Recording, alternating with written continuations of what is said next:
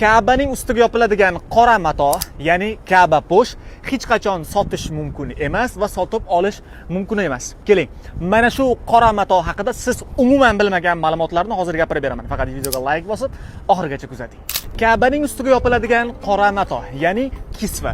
Bu mato shunchaki Ka'baga bezak berish maqsadida foydalaniladi. Rangi qora, tilla iplardan yugurtirilgan yozuvlar ham mavjud va bu mato 1 yildan 1 marotaba almashtiriladi. Sababi Saudiya Arabistoni yil 12 oy quyoshli issiq hudud bo'lganligi sababli bu matoning sifati o'chib, rangi o'zgaradi.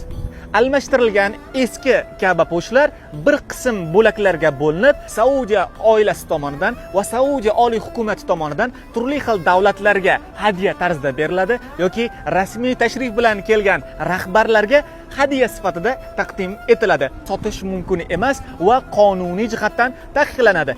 Saudiya Arabistoni hududida agar bu ishni amalga oshiradigan bo'lsa, yaxshigina jarimaga tortilishadi. Va po'shning maqomdoshlari ham bor. Ular nima desa, Ka'baga osilmagan matolar hisoblanadi va bu matolarni ham narxi anchagina qimmat. Va po'shning maqomdoshini obunachilarim orasidan kimdirga hadya qilsam nima deysiz?